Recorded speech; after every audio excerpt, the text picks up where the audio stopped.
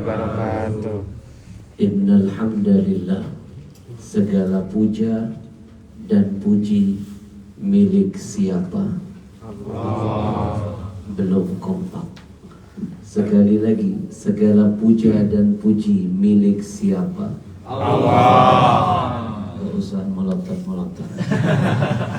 Yusabbihu lahu ma fis samawati wal ardh. Semua apa yang sudah Allah ciptakan, yang ada di bumi, bahkan yang di langit, mereka selalu bertasbih memuliakan Allah. Kalau antum melihat ada pohon, daunnya bergerak, sejatinya pohon itu daunnya sedang bertasbih kepada Allah. Kalau antum mendengar ada suara burung berkicau, sebenarnya burung itu sedang bertasbih memuji Allah. Ketika kita merasakan ada angin berhembus, sebenarnya angin pun sedang bertasbih memuliakan Allah. Kalau mereka yang di langit tahu diri senantiasa bertasbih memuliakan Ilahi, pertanyaan saya, apa enggak malu kita yang numpang di muka bumi ini malas betul memuliakan Allah dalam keseharian kita?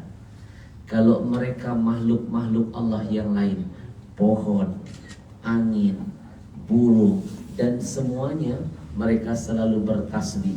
Apa enggak malu kita manusia, makhluk yang katanya lebih sempurna dari makhluk Allah lainnya, tapi terkadang malas memuliakan Allah Tuhannya.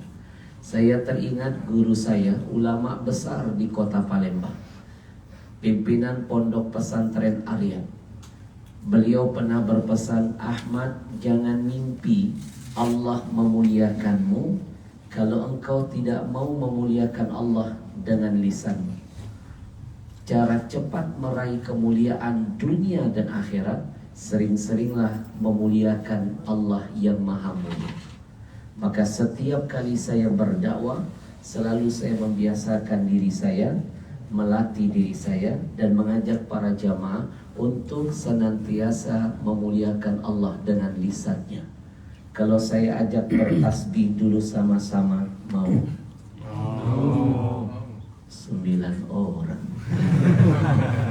Sekali lagi, mau? Kayak terpaksa. Tidak akan pernah rugi siapapun yang gemar bertasbih. Haji Syukran, kemarin saya beberapa bulan yang lalu beli buku tebalnya begini. Buku ini judulnya dalam bahasa Arab Tanqihul Qaulul Hadith Bisyarhi Lubabil Hadith.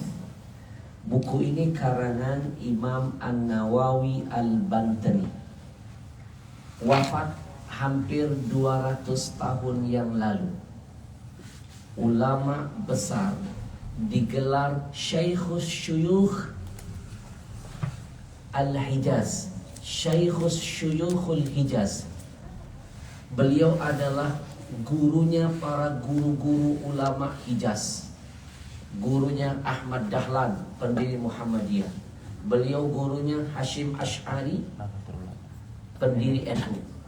Ulama terkenal, guru besar di Saudi Arabia. Dulu namanya Hijaz, belum Saudi Arabia. Orang Indonesia, aslinya Banten. Namanya Al-Imam An-Nawawi. Karya bukunya banyak. Salah satunya Tanqihul Qaulul Hadith Bisyarhi Lubabil Hadith. Beliau mengarang kitab itu merangkumkan kitab yang dikarang Imam As-Suyuti, judulnya Lubabul Hadith. Saya lupa halaman keberapa. Di sana saya temukan ada manfaat ketika kita membaca tasbih. Apa manfaatnya? Satu, diberikan 100.000 kebaikan dalam satu kali tasbih yang kau baca. Yang kedua, dihapus 100.000 keburukanmu. Dan yang ketiga, dinaikkan derajat 100.000 derajat di sisi Allah. Hanya cukup membaca kalimat Subhanallah walhamdulillah wa la ilaha illallah wallahu akbar hanya dengan kalimat itu 300.000 kemuliaan akan dihasilkan. Maka pagi ini kita getarkan dulu majelis kita dengan bertasbih. Biarkan orang di luar sana menganggap kita yang ada di dalam sini gila. Biarkan orang bilang kita gila, asalkan gila karena ingat Allah. Betul? Orang Jepang, Tokyo bilang betul, bahasanya apa? Sekai.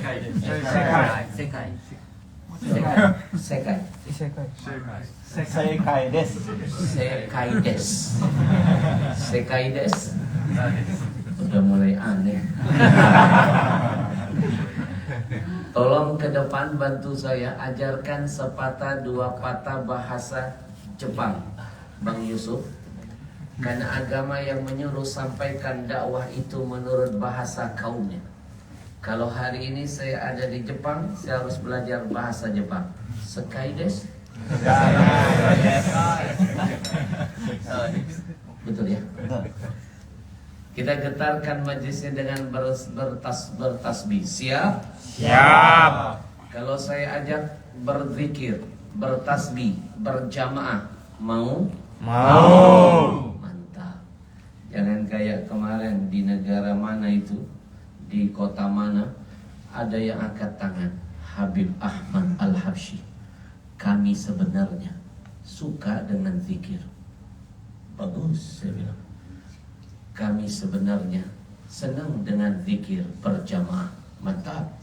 Tapi kami dibikin bingung oleh sebagian ustadz di negeri ini. Katanya zikir berjamaah tidak pernah ada di zaman Nabi. Bid'ah. Saya hargai kalau yang ada di hadapan saya ini ada yang bermadhab salafi, wahabi. Anda tidak suka dengan zikir berjamaah, saya hargai dalil Anda. Tapi belajarlah menghargai dalil orang lain. Betul? Betul. Kalau Anda tidak mau zikir berjamaah, jangan menghalangi saya. Untuk terus di mana saja saya berada, saya akan ajak jamaah untuk berzikir, bersolawat, berjamaah. Habib, bid'ah. Katanya di zaman Nabi tidak pernah ada zikir berjamaah. Kita lihat apa betul pendapat itu. Tidak semuanya betul. Saya belajar ini puluhan tahun di pondok. Ternyata zikir berjamaah itu sudah pernah ada dari sejak zaman Nabi. Saya hadirkan fakta yang pertama. Setelah saya cek and recheck dan saya kupas setajam silet, ternyata dari zaman Nabi sudah ada zikir berjamaah. Jangan-jangan yang suka membid'ahkan kurang bacaan bukunya. Nabi pernah sholat jadi imam, sahabat jadi makmum. Makmum pasti di belakang imam dong. Betul? Saya mau nanya, ada nggak makmum di depan imam? Ada. Jenazah. Jenazah pasti di depan imam. Sekaides. Jenazah Bang David pasti di depan imam. Ketika Nabi jadi imam, Nabi mimpin salat, Nabi baca Al-Fatihah. Saya ambil ujungnya saja. Siratal ladzina an'amta 'alaihim ghairil maghdubi 'alaihim waladdallin.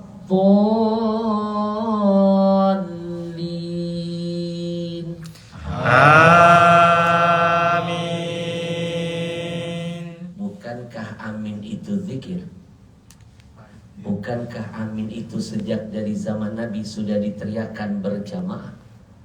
Jadi siapa bilang zikir berjamaah tidak pernah ada di zaman Nabi? Sampai detik ini saya belum menemukan satu dalil saja amin dijawab tidak berjamaah. Kapan selesai sholatnya? Kalau sendiri-sendiri, betul? Jadi jangan risau.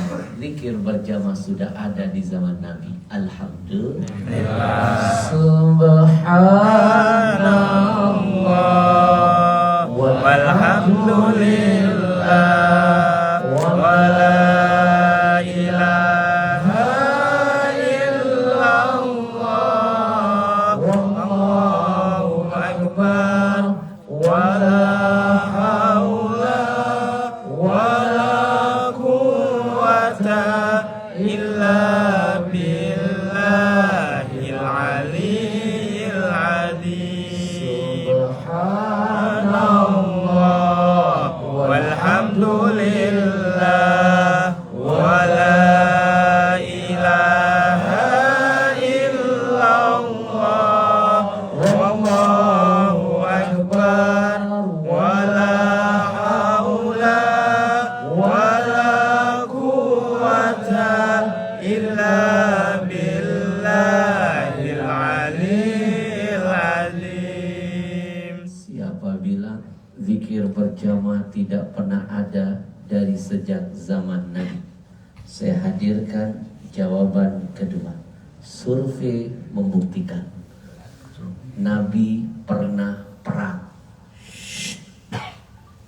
bersama para sahabatnya melawan musuh-musuh Allah di medan perang. Seringkali di atas kertas pasukan Nabi lebih sedikit, pasukan musuh lebih banyak. Saya kasih contoh perang Badar. Pasukan Nabi cuma 300-an lawan ribuan. Nabi sadar fitrahnya manusia, lihat lawan lebih besar, lihat lawan lebih banyak, terkadang belum perang kalah mental. Sekaides.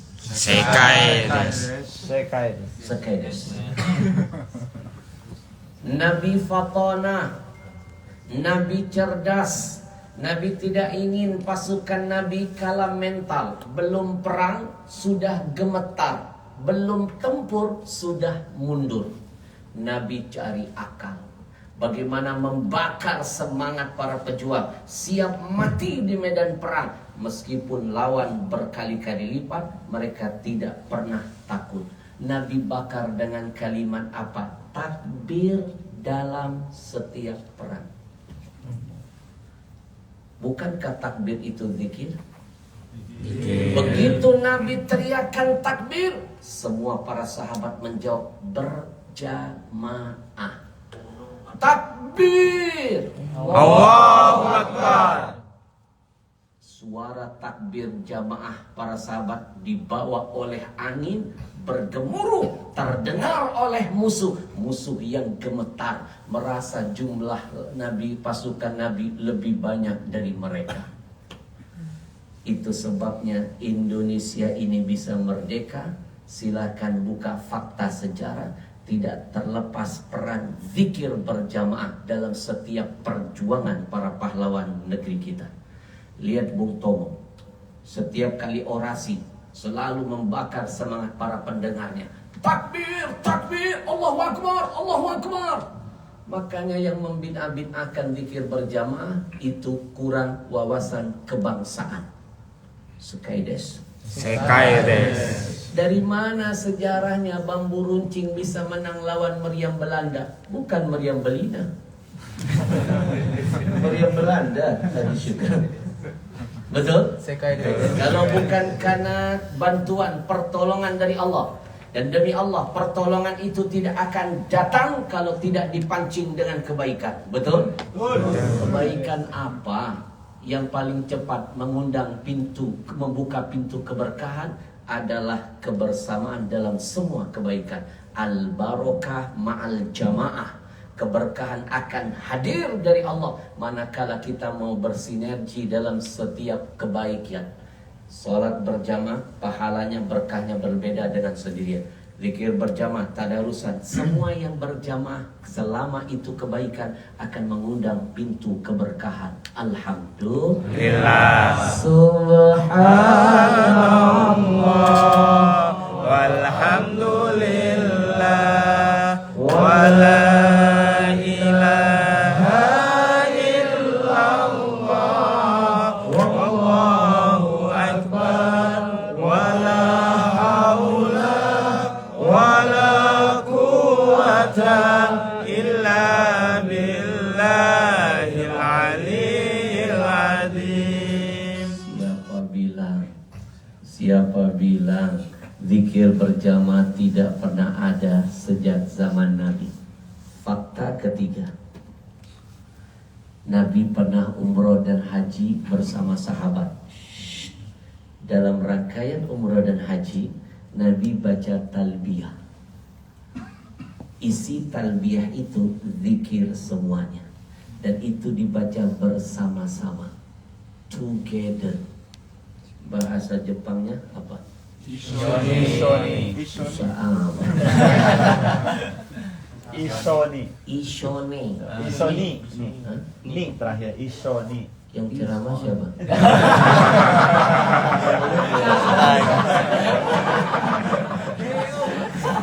Nah, Bilal. Ishoni.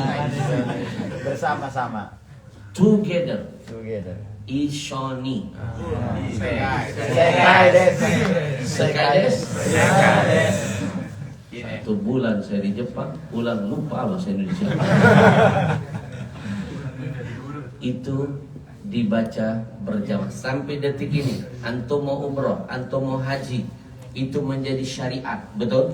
Menjadi syiar, ditonton oleh orang-orang di seluruh belahan dunia. Ketika buka YouTube, berkeringat dia, bergetar. Luar biasa Islam dengan segala kekompakannya. Labbaik Allahumma labbaik, labbaik la syarika laka labbaik, innal hamda wan ni'mata laka wal mulk la syarika lak. Kalau dibaca sendirian gak ada gaungnya, gak ada syiarnya, gak ada kekompakannya. Karena berjamaahlah nampak keberkahannya. Betul? Labbaik Allahumma labbaik, labbaik la syarika laka labbaik, Innal hamda wa ni'mata laka wal mulk la syarika lak. Sekali lagi, zikir berjamaah sudah pernah ada sejak zaman Nabi. Jadi jangan pernah ragu. Mana mungkin guru-guru kami ngajarin sesuatu amalia kalau tidak berlandaskan dalil yang kuat. Betul? Subhanallah walhamdulillah wa la ilaha illallah wallahu akbar wa la haula wa la quwwata illa billahil aliyyil azim. Kalau tadi kita memuliakan Allah dengan tasbih kita, rasanya akan lebih indah, lebih bertambah keberkahan pagi ini ketika kita mau merangkainya dengan memuliakan orang yang dimuliakan oleh yang maha mulia. Siapa lagi kalau bukan Nabi kita Muhammad Sallallahu alaihi wasallam. Mulai dari Nabi Adam sampai Nabi Isa, ketika disebut nama-nama nabi-nabi itu semua, coba perhatikan, jawaban akhirnya semuanya sama, hanya alaihi salam saja. Kita buktikan sama-sama. Nabi Allah Adam, Alaihi salam. Nabi Allah Nuh, Alaihi salam. Nabi Allah Ibrahim, Alaihi salam. sampai Nabi Isa semua sama, hanya alaihi salam saja. Hanya satu-satunya manusia di atas muka bumi ini, ketika disebutkan namanya, jawabannya paling beda, paling indah, paling istimewa. Sallallahu Alaihi wasallam. Yang maha mulia memuliakannya, yang maha besar membesar-besarkannya, yang maha dipuja memujinya, bahkan yang maha memiliki dunia beserta isinya bersalawat untuknya sampai hari kiamat. Innallaha wa malaikatahu yusalluna 'alan nabi ya ayyuhalladzina amanu sallu 'alaihi wa sallimu taslima. Ada lafaz, ada kalimat yusalluna, fi'il mudhari, artinya amalan perbuatan yang terus dilakukan, tidak akan putus, istimror sampai kiamat. Kalau Allah saja nggak pernah ada kata berhenti bersama para malaikatnya untuk terus bersalawat kepada Nabi, apa nggak malu yang ngaku-ngaku umat Nabi ada kata liburnya bersalawat untuk Nabi. Jadikan tiada harimu dengan bersalawat kepada Nabi. Sallallahu ala Muhammad Sallallahu alaihi wasallam. Sallallahu ala Muhammad sallallahu alaihi wasallam. Ada sebuah buku, tebalnya kira-kira begini. Judul bukunya Fatawa Ar-Ramli, Fatwa Imam Ramli. Buku ini, siapa Imam Ramli? Murid kesayangan Imam Asy-Syafi'i. Siapa Imam Asy-Syafi'i? Imam madhab ketiga setelah gurunya Imam Malik. Imam madhab terbanyak sedunia termasuk Indonesia. Imam madhab itu ada 4 yang populer. 1 Imam Hanafi, 2 Imam Hambali, 3 Imam Syafi'i, 4 Imam Hambali. Maliki. 1 Hanafi, 2 Maliki, 3 Syafi'i, 4 Hambali. Imam Samudra tidak terdaftar. Imam Samudra. Imam Ar-Ramli muridnya Imam Asy-Syafi'i. Cerdas orangnya, pintar orangnya. Saking pintarnya dikasih gelar Syamsuddin, mataharinya agama. Saking cerdasnya dikasih julukan Asy-Syafi'i As-Saghir, Imam Syafi'i Junior. Dalam bukunya beliau pernah ditanya, Imam, mana yang lebih afdal? Saya menyibukkan diri setiap hari memperbanyak istighfar, astagfirullah, astagfirullah, astagfirullah, astagfirullah, astagfirullah, atau saya menyibukkan memperbanyak salawat untuk Rasulullah. Allahumma sholli ala Muhammad wa ala ali Muhammad. Allahumma sholli ala Muhammad. Paling pendek, sallallahu ala Muhammad, sallallahu ala Muhammad. Mana yang lebih bagus? Menyibukkan diri dengan beristighfar atau menyibukkan diri dengan bersalawat? Beliau menjelaskan dalam kitabnya Al-Ishtighal bisalah ala Nabi afdal min ishtighal bil istighfar mutlaqan. Secara mutlak, menyibukkan diri, memperbanyak dengan bersalawat lebih afdal dari menyibukkan dirimu dengan beristighfar kepada Allah. Kenapa? Karena sampai detik ini kata ulama tidak ada satu ayat pun dalam Quran Allah beristighfar. Tapi ada ayat dalam Quran surah Al-Ahzab Allah bersalawat. Kalau sudah Allah yang maha besar melakukan satu aktivitas, ini menunjukkan bahwa itu bukan perbuatan biasa, karena yang maha besar saja melakukannya. Betul? Yang kedua, kata ulama, kalau istighfar kau baca 1 kali, hanya 1 dosamu yang dihapuskan Allah. Tapi ketika salawat kau lafazkan 1 kali, 10 dosamu dihapuskan, 10 pahala ditambahkan, 10 derajat dinaikkan, 30 berbanding 1, rugi yang tidak gemar bersalawat untuk Nabi.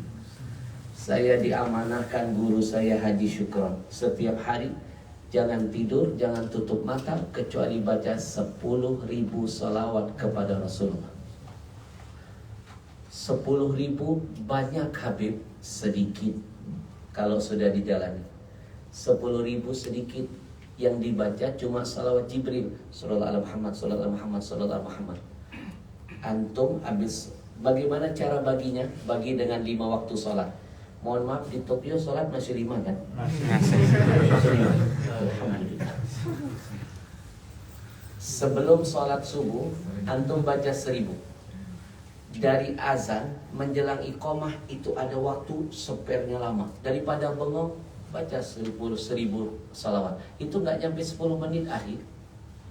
Habis sholat 1000. Satu sholat 2000. Kalikan 5 waktu sholat 10.000 salawat sudah antum persembahkan untuk Rasulullah. Allahu Akbar.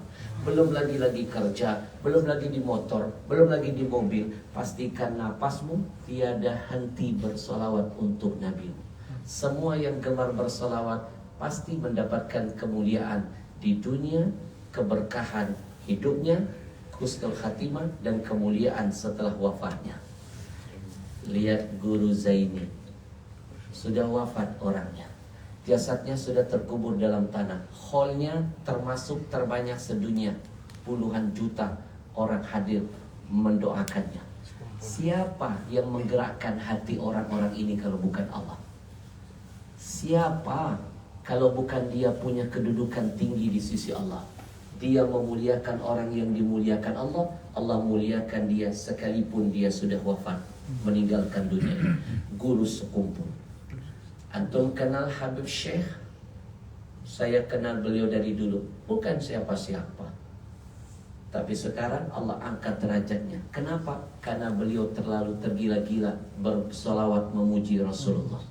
Allah hadirkan ilmu tanpa dipelajari. Betul? Maka siapapun yang senang solawatan pasti meraih kemuliaan. Sallallahu ala Muhammad. Sallallahu alaihi wasallam. Sallallahu ala Muhammad. Sallallahu alaihi wasallam. Allahumma wa sallim wa barik Alaihi. Yang saya muliakan dan saya muliakan, saya banggakan segenap para jamaah masjid Indonesia. ya itu maksudnya. Itu aja kok repot. Kita mohon dulu kepada Allah, mudah-mudahan pagi yang cerah ini kita semua termasuk orang-orang yang mendapatkan doa dari Rasulullah. Amin. Dapat doa dari kiai, dari ustadz, dari habib, sudah senang. Apalagi dapat doa dari Rasulullah. Apa doa yang sering Nabi panjatkan kepada Allah untuk kita? Di antaranya Nabi sering memohon kepada Allah, Allahumma barik li ummati fi bukuriha. Ya Allah, berikan keberkahan kepada umatku yang mau bangun pagi dan sholat subuh. Keluar dari tempat ini, Allah tambah keberkahan kita.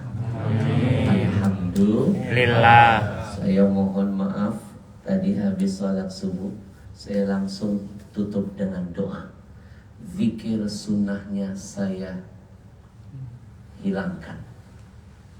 Kalau orang minim ilmunya, yang begini dibesar-besarkan. Bid'ah, bid'ah. Zaman Nabi nggak ada yang begitu. Kenapa nggak zikir? Dulu kami di pondok diajarkan kaidah qaddimul aham alal muhim. Dahulukan sesuatu yang lebih penting di atas yang penting.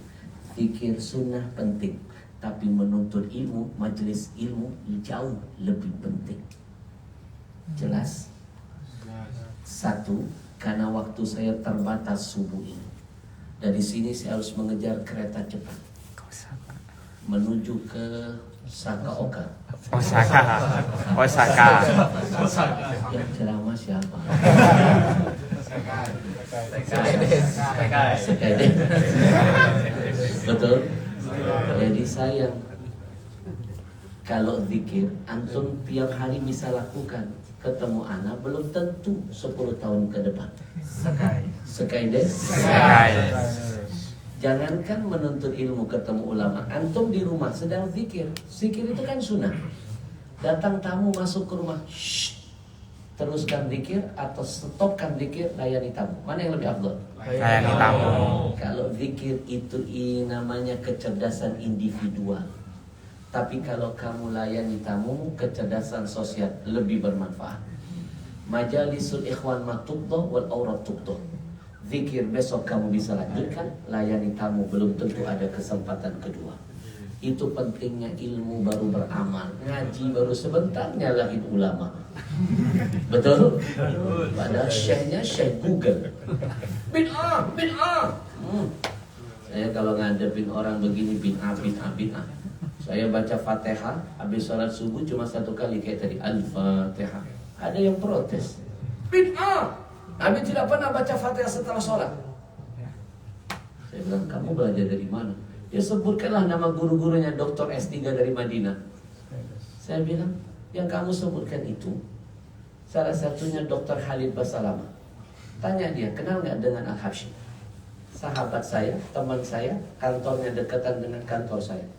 Gurumu saja nggak berani protes-protes begini. Saya hargai dia, dia hargai saya. Kamu baru belajar sudah merasa yang paling alim. Kamu tanya Khalid Basalamah. Saya pernah datang ke tempat dia. Lalu dia bilang, Habib, saya punya nenek bangsanya Al-Habsyi, Habib. Kita saudara, Habib. Sesama kita saling menghargai. Saya bilang, saya hargai antum selama antum menghargai saya.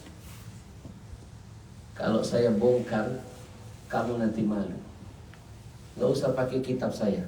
Saya jawab dengan kitab karangan ulama kalian. Ibn Taymiyah, engkomnya Salafi. Saya punya kitabnya. Kitabnya berjilid-jilid. Fatwa Ibn Taymiyah. Di sana disebutkan ternyata Ibn Taymiyah pernah melakukan satu bid'ah yang gak pernah dilakukan oleh Rasulullah, sahabat tabi'in. Apa? Setelah sholat subuh dia baca Al-Fatihah.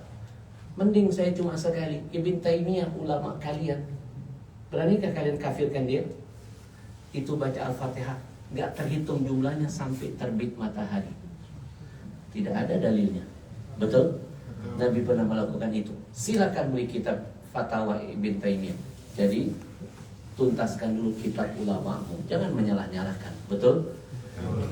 Kayak tadi buka majelis taklim pakai Al-Fatihah. Oh, bid'ah. Bid'ah. Padahal Masya Allah, Islam itu tidak sempit, luas. Betul? Betul. Hadis Qudsi, Wali abdi masa'al. Al-Fatihah itu saking dahsyatnya, kalau dibaca akan menjadi apa saja yang kamu niatkan. Buka toko, buka restoran, buka majelis, ada yang sakit, Al-Fatihah boleh, karena memang disiapkan multifungsi untuk apa saja yang kau niatkan. Bahkan Imam Atha, ulama terkenal di abad itu, pernah berkata, "Idza aradta hajatan faqra bi Fatihatil kitab hatta takhtimaha tuqda hajatika." Kalau kamu punya hajat, apapun hajatmu, hajat duniamu, hajat akhiratmu, jangan lupa baca surah Al-Fatihah sampai selesai, maka hajatmu akan diijabah oleh Allah. Saking hebatnya surah Al-Fatihah. Alhamdulillah. Nabi lagi duduk dengan malaikat Jibril. Tiba-tiba Jibril memandang ke langit. Hadis sahih riwayat Muslim.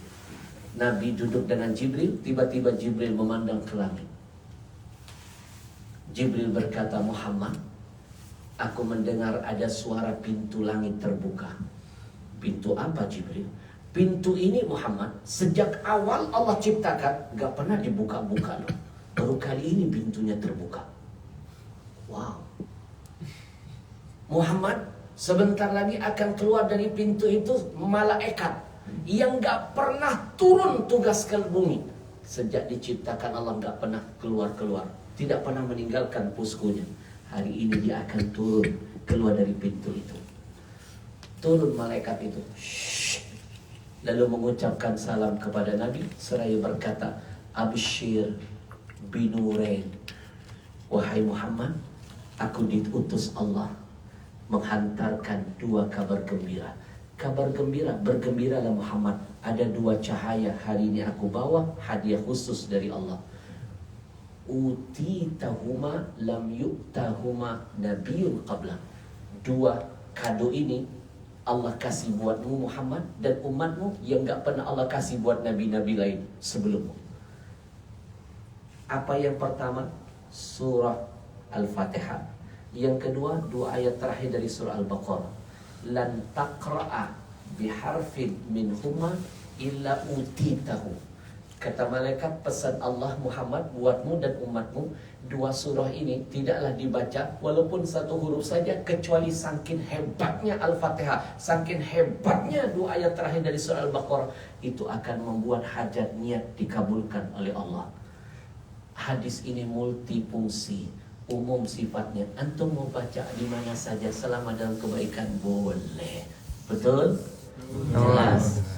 Maka kita doakan, mudah-mudahan semua yang hadir di sini dengan kemuliaan surah Al-Fatihah, Allah jaga keistiqomahan imannya. Amin. Saya baru berapa hari tinggal di Jepang, berapa banyak hafalan saya hilang. Ya sedikit paha di mana-mana. Sekai desu. Makin kenceng saya sholawat sepanjang jalan. Godaan di mana-mana. Tapi untung ada istilah dalam bahasa agama. Nazratul ula laka. Pandangan pertama itu untukmu. Pandangan kedua, itu baru tercatat dosa. Makanya teman saya kebablasan. Begitu dia lihat, gak noleh-noleh. Ini gratis. Kalau sudah noleh, ngulang lagi, baru dosa. Saya pikir, aduh, jujur, Anda baru berapa hari di sini merasakan, ternyata keistiqomahan antum lebih hebat dari kami. Apalagi Bang Dam. Di Indonesia jarang kami lihat paha berjalan. Di Jepang, masya Allah, di mana-mana melek mata, tutup mata, nampak paha. Saya bilang lama-lama di sini hilang Al-Quran saya. Tapi disitulah mulianya antum. Maaf, antum menjaga pandangan di Jepang dengan kami menjaga pandangan di Indonesia. Antum menjaga iman Islam di Jepang dengan kami di Indonesia, saya pastikan ibadah kita sama, pahala antum lebih mulia dari kami. Al-ujur biqadri ta'ab, makin besar rintangan, makin besar ganjaran dari Allah. Pahala antum lebih besar dari kami. Maka mohon kepada Allah, mudah-mudahan Allah terus jaga keistiqomahan. Amin. Sallallahu ala Muhammad sallallahu alaihi wasallam. Sallallahu ala Muhammad sallallahu alaihi wasallam. Terima kasih saya sampaikan kepada keluarga besar KMII. Ada Bang Yusuf yang menjadi wasilah saya diculik ke sini. Ada Bang David yang ikut terlibat dalam penculikan saya. Saya ditodong. Tapi itu nikmatnya, kalau bukan karena wasilah dua orang yang mulia ini, tidak bertambah saudara baik saya. Dalam ilmu faraid, dua orang ini disebut akhun mubarak. Dalam ilmu faraid, seseorang yang gak dapat warisan, tiba-tiba ada orang berikutnya, karena adanya dia, akhirnya dia dapat warisan. Namanya akhun mubarak. Seseorang yang memberikan keberkahan bukan buat dirinya saja, tapi buat orang-orang yang ada di sekelilingnya. Beliau kenal saya, Bang David kenal, beliau gak mau perkenalan yang hanya berhenti hanya di beliau. Beliau ajak saya keliling. Pagi ini saya di sini, nanti sore saya di Osaka. Siang ini pagi ini di Osaka, sore saya di Tokyo. Betul-betul ini menyiksa. Dua kota. Luar biasa. Ini ngundang atau nodong? Tapi itulah nikmatnya. Mudah-mudahan Allah jaga Bang Yusuf, Allah jaga Bang David, Amin. berkahi keluarganya, langkahnya, dan usahanya. Ya Rabbal Alamin. Saya hadir tidak sendiri hari ini. Saya ditemani ada Ustadz Nando. Saya ditemani oleh pengusaha muda yang Masya Allah, namanya Haji Syukron. saudaranya Haji Afwan. Di mana ada syukur Haji Torik. pengusaha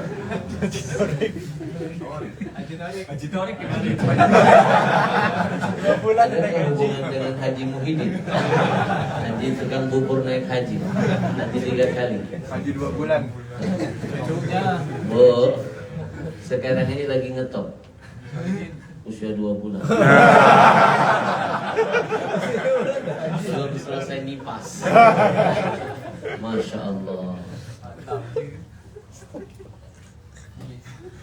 Ciri-ciri orang yang hajinya diterima, salah satunya watibul kalam. Pulang dari haji sempurna setiap ucapannya. Yang tadinya sombong pulang dari haji tawadu. Yang tadinya suka berbohong pulang dari haji jadi pribadi jujur. Yang tadinya suka ngerumpi pulang dari haji nggak senang ngomongin orang. Sebelum haji suka berkata kasar, pulang dari haji menjadi orang yang lembut. Kalau masih mengerjakan itu semua, saya pastikan hajinya belum mabrur, nggak diterima oleh Allah. Hajinya mardum. Sekaides. Haji Syukron, pengusaha sukses dari Madura. Kita doakan mudah-mudahan beliau disehatkan badannya, Amin. diberkahi usahanya, Amin. dikabulkan niat hajatnya, Amin. dijadikan anaknya saleh dan saleh. Amin. Ya Rabbal Alamin. Sallallahu Allahu ala Muhammad. Sallallahu alaihi wasallam. Sallallahu ala Muhammad. Sallallahu alaihi wasallam. Ucapan ribuan terima kasih saya sampaikan buat Nakama. Bahasa saya tadi buka kamus, ternyata Nakama bahasa Jepangnya teman, bahasa Arabnya sahib, bahasa lainnya sadiq. Jangan malas-malas belajar bahasa Arab. Saya pastikan bahasa Arab itu bahasa yang paling berkah. Kalau dia nggak berkah, nggak mungkin terpilih menjadi bahasa Quran. Quranan Arabiyan. Allah jadikan Quran bahasa Arab. Kalau sudah nempel dengan Quran, semuanya pasti berkah. Ngapain belajar bahasa Sumur?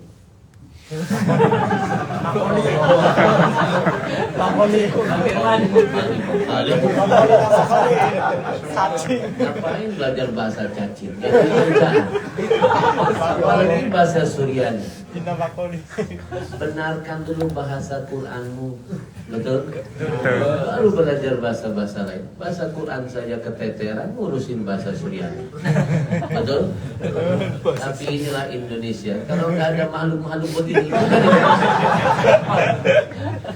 betul. Tanda-tanda kiamat sudah dekat. Inna min asyratis sa'ah. Kata Nabi, di antara tanda kiamat sudah dekat, satu, ayyurfal ilim. Allah angkat ilmu. Dengan cara apa? Bimautil ulama. 3 tahun Covid datang ke Indonesia, lebih dari 1000 ulama wafat meninggalkan kita. Kalau presiden hari ini meninggal dunia, besok rebutan orang langsung jadi penggantinya. Tapi kalau ulama hari ini wafat, 10 tahun, 20 tahun, 30 tahun ke depan belum tentu ada yang bisa menggantikannya. Hanya dengan 3 tahun Covid 1000 ulama wafat. Bukan ulama sembarangan, bukan ulama kaleng-kaleng, ulama hebat semuanya. Saya kehilangan sahabat saya Syekh Ali Jabir. Saya kehilangan Habib Novel Al-Kab, alumni Sayyid Muhammad Al-Maliki, pimpinan pondok pesantren Darul Habib Bekasi, Sukabumi, terbaik se-Jawa Barat.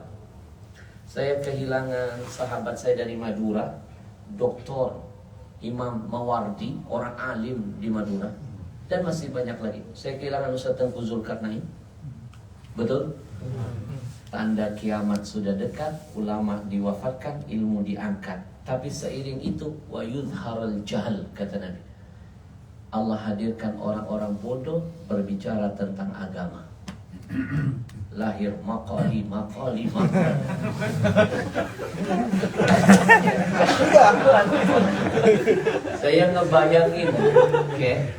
Saya ngebayangin, kayak model makhluk kayak gini saja di Indonesia sudah dicium, dihormati. Gimana nanti Dajjal turun?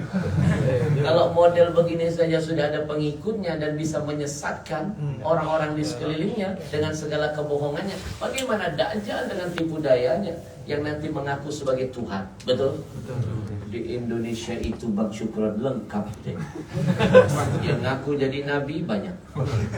Terakhir itu yang Ahmad Musodik, nabinya pakai jas dan dasi, nabi gaul namanya. Yang ngaku jadi Jibril ada, yang ngaku jadi Tuhan ada. Itu ada namanya Madi di Palu, ngaku jadi Tuhan, punya ilmu kebang, anti bacok, anti peluru katanya, tapi ditantang oleh tentara, digerbek, dia lari ke atas gunung, dikejar tentara, dia turun lagi, dia nggak tahu ada tentara yang standby di bawah, ditembak mati. Tuhan mati.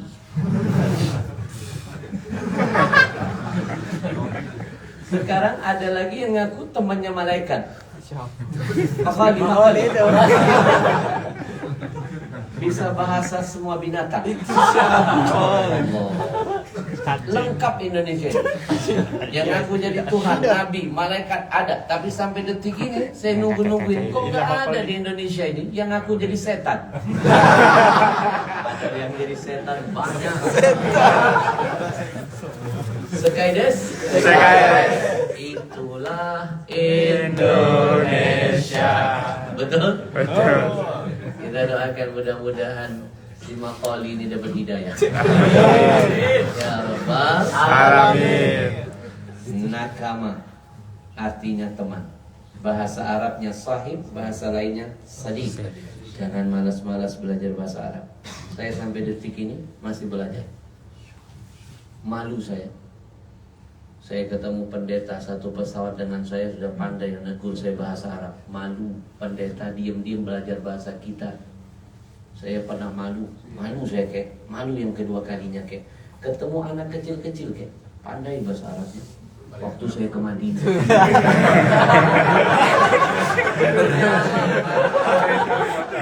Kakek kalau nggak percaya nanti main ke Madinah. Kakek main ke Mekah, kakek buktikan saja bukan saya. Di sana anak kecil-kecil pandai bahasa Arab. Bahasa Arabnya nakama itu sahib. Ada pepatah Arab as-sahib, sahib. Ikuti saya. As-sahib. As-sahib. Yang pertama sod, yang kedua sin. As-sahib. As-sahib. Sahib. Sahib. Artinya jangan main-main. Yang namanya teman sifatnya seperti magnet, dia bisa menarikmu. Kalau kamu berteman dengan teman yang baik, dia akan terus menarikmu untuk duduk di tempat yang baik, melakukan kebaikan, bertemu dengan orang baik. Tapi kalau kau salah pilih teman, berteman dengan orang yang buruk, bukan orang soleh, orang toleh, maka dia akan menarikmu. Duduk di tempat buruk, melakukan keburukan, ngumpul dengan orang-orang buruk. Jadi mau jadi apa dirimu, baikkah, burukkah, tergantung siapa temanmu. Itu sebabnya kata Nabi, berteman dengan penjual minyak wangi dapat apa? Wangi. Jangankan antum berteman dengan penjual minyak wangi, antum berteman dengan teman. Teman dari penjual minyak wangi, antum dapat apa? Diskon.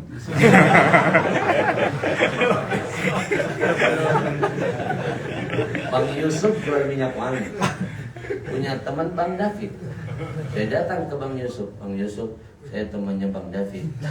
Oh, teman saya itu, saya kasih diskon. Betul? Sekaides. Berteman dengan penjual bara api, kepercik api. Mohon maaf, mau jadi apa antum tergantung siapa teman antum. Karena teman itu yang paling dekat antum sering lihat, paling tidak, dan itu akan menentukan arah antum ke depan. Mau jadi apa sifat kita tergantung apa yang sering dilihat dari orang-orang di sekeliling kita, termasuk teman kita. Saya percaya betul sifat seseorang itu bergantung dengan apa yang sering dilihat. Percaya nggak? Saya kasih contoh.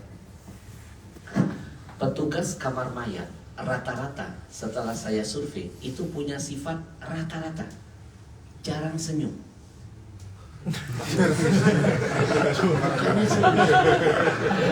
Setelah saya selidiki penyebabnya, matanya sering lihat mayit. Kan nggak ada mayit yang cengah-cengir.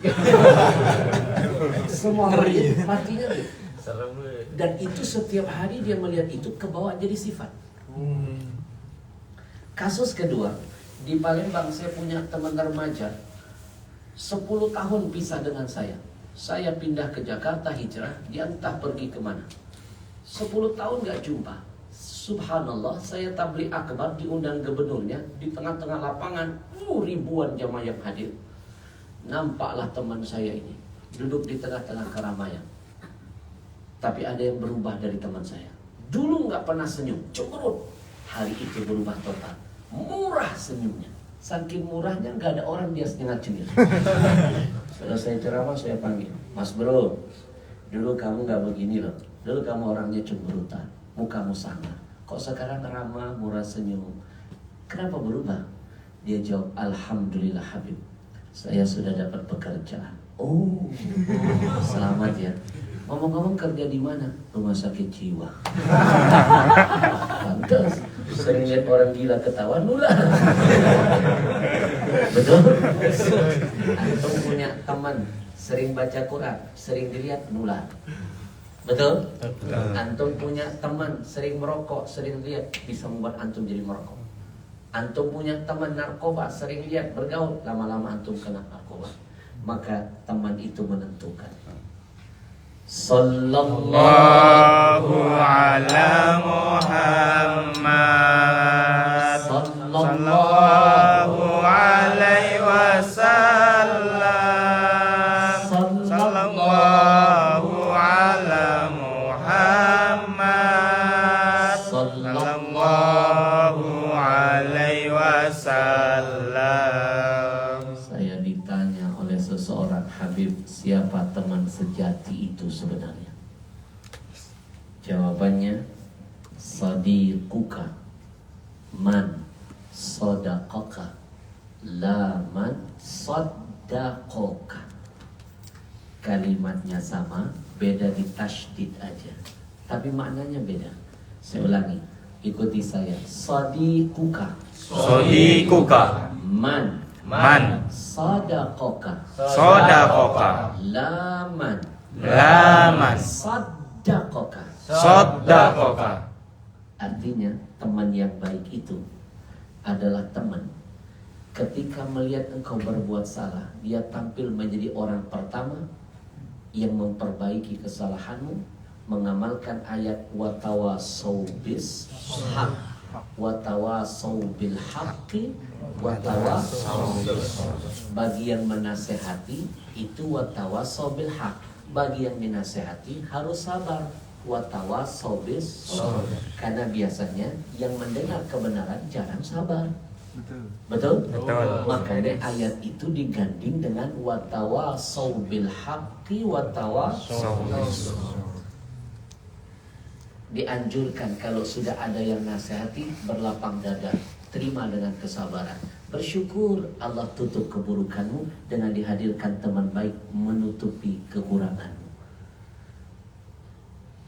Begitu melihat engkau salah, dia tampil, akhi, ana sayang dengan antum. Afwan, ana sampaikan ini bukan karena kebencian, tapi karena kecintaan. Ingat kata ulama, man ahabba nasoha.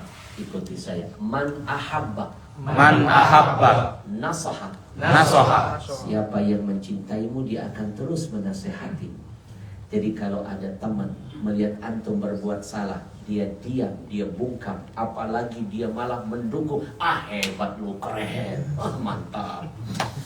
Kesalahanmu malah dia benar-benarkan, itu bukan teman yang baik.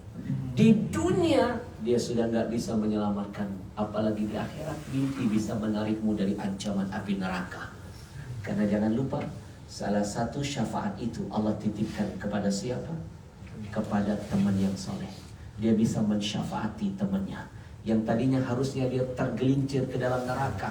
Karena temannya yang soleh, dia diselamatkan oleh temannya. Maka kalau di dunia kamu sudah ketemu teman yang bisa menyelamatkanmu, di dunia pegang erat dia, karena dia akan menyelamatkanmu nanti di hadapan Allah. Alhamdulillah. Sallallahu ala Muhammad. Sallallahu alaihi wasallam. Sallallahu ala Muhammad. Sallallahu alaihi wasallam. Pada episode terakhir. Jangan heran kalau ada penceramah baru mulai ceramah suka lihat jam tangan. Itu hanya teknik saja.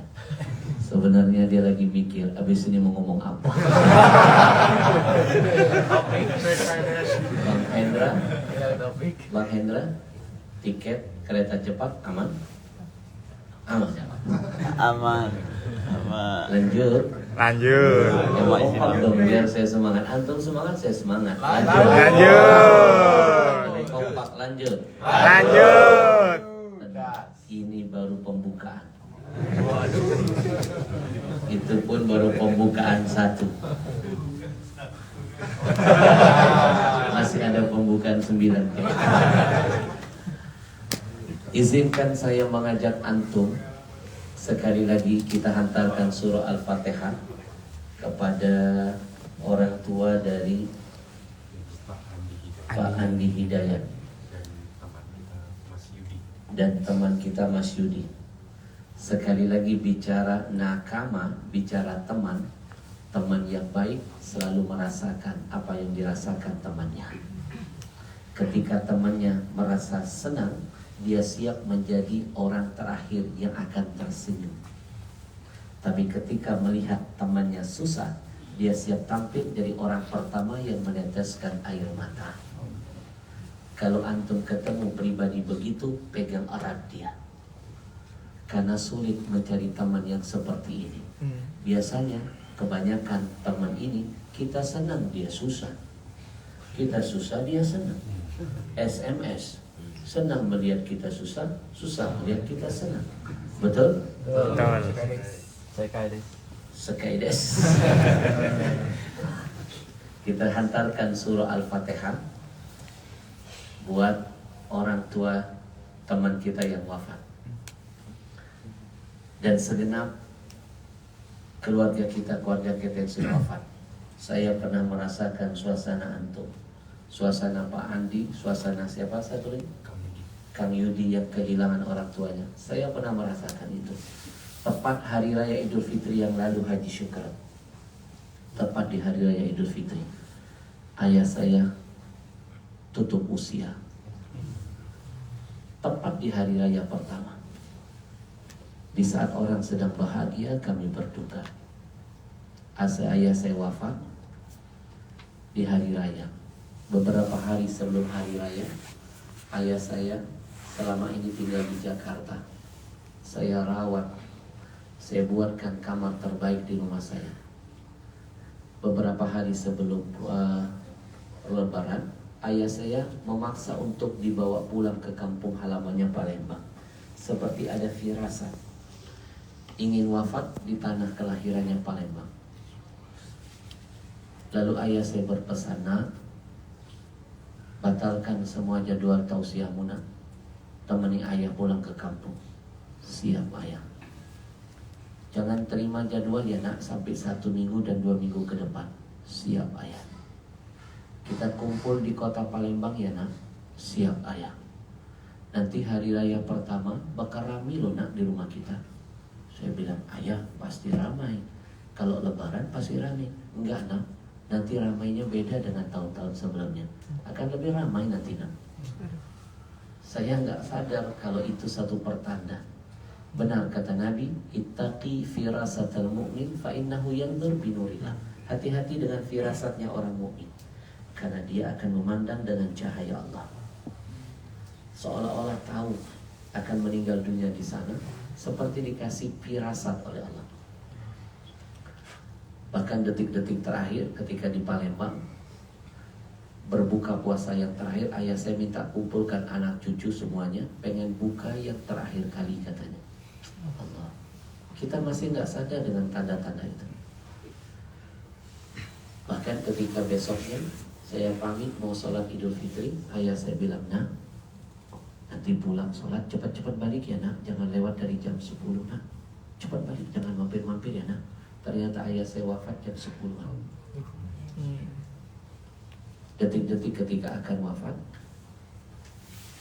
ayah saya sempat meminta ibu saya menyempurnakan baktinya kepada suaminya.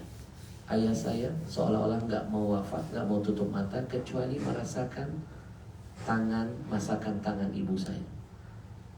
Bermanja dengan ibu saya, minta dimasakkan makanan kesukaannya. 1 piring habis, minta 2 piring, makan 2 piring. Saya bilang ke ibu saya, Umi bersyukur, ayah cinta mati dengan Umi.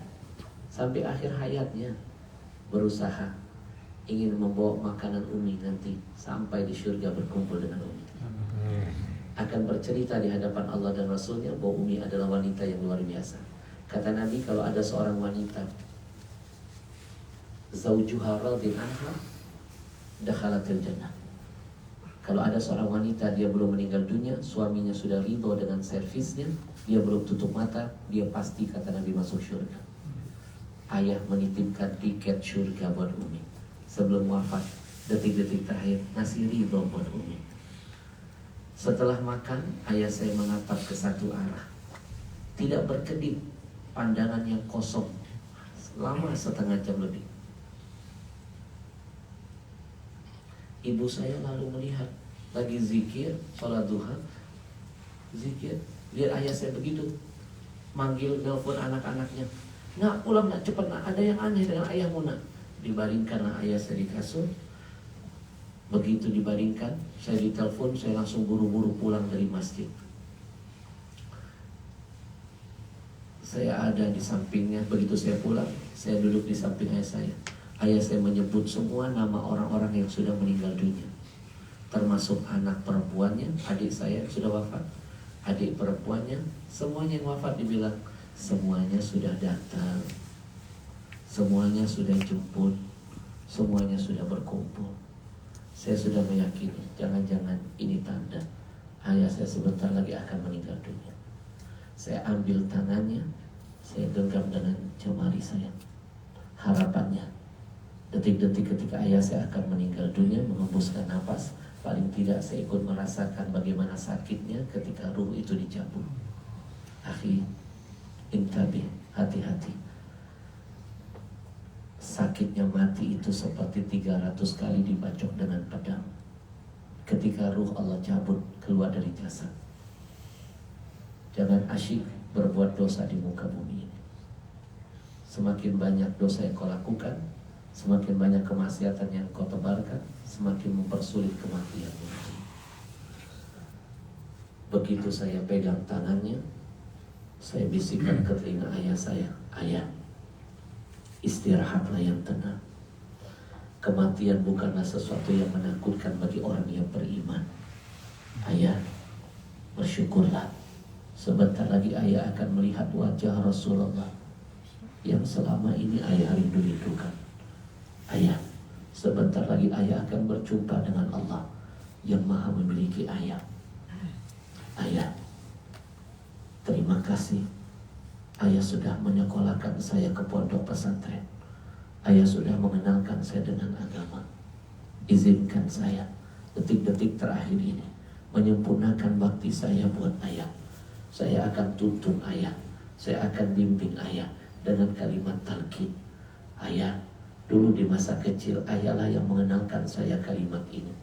Izinkan saya memakai kalimat yang ayah ajarkan ini menjadi tiket kematian husnul khatimah buat ayah. Ingat pesan Nabi ayah, siapa yang wafat tutup mata menyebut kalimat ini, pasti dakhalal jannah, dia akan mudah sampai ke surga. La ilaha illallah Muhammadur Rasulullah. Semuanya. La ilaha illallah Muhammadur Rasulullah. La ilaha illallah Muhammadur Rasulullah. Saya bimbing ayah saya bisikkan ke telinganya, ayah ikuti dengan lisan, gerakkan bibir dan mulut ayah, mantapkan dengan hati ayah. Ayah saya menggerakkan lisannya, menggerakkan bibirnya, berkali-kali kalimat indah itu menghiasi bibirnya. Lalu beberapa puluh menit setelah itu, ayah saya menarik napasnya 3 kali tarikan. Tarikan kedua, tarikan ketiga, ayah saya langsung menghembuskan napas terakhirnya. Nampak tangannya yang saya pegang langsung melemas. Tidak ada hentakan, tidak ada berontakan. Begitu indah kematiannya, seperti tidak merasakan sakit sedikit pun. Tangannya langsung melemas, menyentuh tangan saya, terasa dingin sekujur tubuh saya. Lalu saya melihat air mata sebelah kanannya keluar sedikit. Matanya tertutup, bibirnya terkunci. Senyum indah menemani kematiannya. Kalimat tauhid terakhir menempel di bibirnya. Demi Allah, sampai detik ini saya masih merasakan betapa berat kehilangan seorang ayah, betapa berat kita kehilangan seorang ibu. Seorang ayah bisa membahagiakan 10 orang anaknya, tapi 10 anak belum tentu bisa membahagiakan seorang ayahnya. Seorang ibu berani mati ketika melahirkan 10 putra putrinya, tapi 10 anak belum tentu siap mati demi seorang ibunya. Saya mohon keikhlasannya.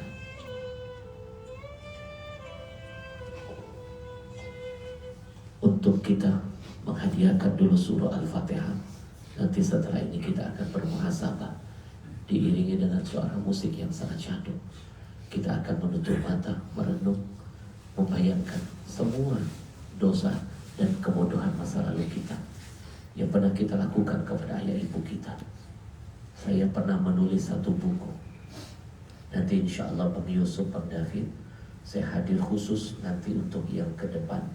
Betul-betul jauh-jauh hari panitianya disiapkan, bikin tabligh akbar besar, undang ribuan. Bedah buku saya, 3 tahun saya nulis buku ini, 3 tahun setengah. Judul bukunya Ada Syurga di Rumah, disingkat ASDR. Nanti kita bikin tema ASDR Goes to Jepang. Ada muhasabahnya, dan buku ini hampir 1 juta buku terjual, gak pakai Gramedia, hanya lewat tausiah jaringan saya. Dan buku ini sudah diangkat jadi film. Nanti tabligh akbar, bedah buku, malamnya atau setelahnya kita nobar filmnya. Filmnya keren, antum nonton itu akan menangis. Antum baca bukunya akan menangis, teringat dosa masa lalu. Saya tulis judulnya Ada Syurga di Rumahmu. Siapa syurga kita di rumah? Ayah ibu. Jujur, kita sibuk mencari syurga yang jauh, lupa dengan yang dekat. Kalau saya kupas buku itu gak selesai sebulan. Sadarkah kita ngomong dengan teman bisa lembut? Kenapa ngomong dengan orang tua selalu dengan nada yang tinggi, melukai hati? Bukankah itu sama saja mencari syurga yang jauh, lupa dengan yang dekat? Gaji pertama kita dapat, yang kita traktir teman-teman satu kantor. Kenapa bukan orang tua yang dibahagiakan? Sama pasangan jor-joran sama orang tua, pelit kayak 17 setan. Makam-makam keramat jauh-jauh didatangin, keramat hidup orang tua satu rumah gak diurusin. Sama Habib, sama guru minta doa, sama orang tua gak pernah minta didoakan. Ini namanya mencari surga yang jauh, lupa dengan yang dekat. Tangan orang dicium-cium, tangan orang tua gak pernah dimuliakan begitu. Orang tua masih hidup, malas mencium pipi kening dan tangannya. Setelah wafat sibuk mencium-cium batu nisannya. Orang tua masih ada, malas pulang kampung membesuk dan merawatnya.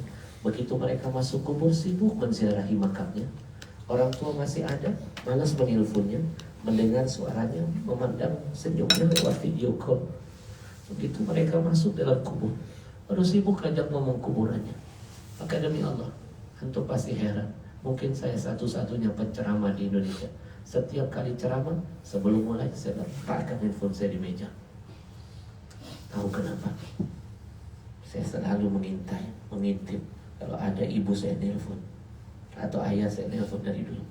Sekalipun presiden di depan saya sedang ceramah, saya hentikan ceramah saya.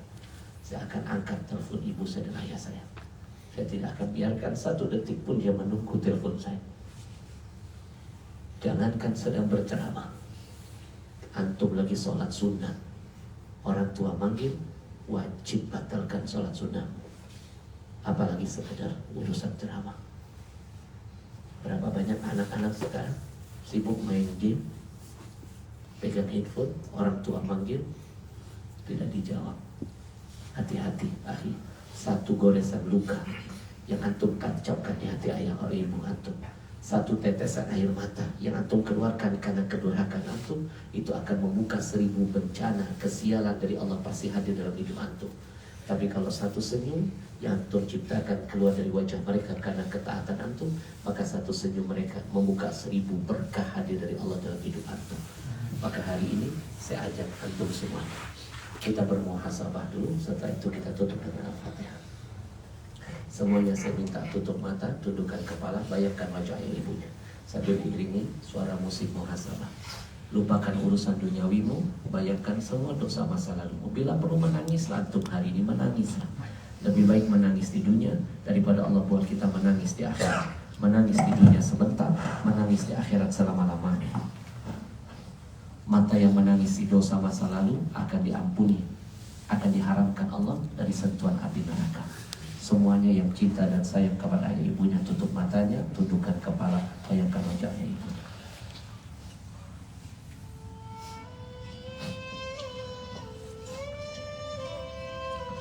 Wahai dikau yang cinta dan sayang kepada ayah ibunya, tutup matamu, tundukkan kepalamu, bayangkan wajah ayah ibumu.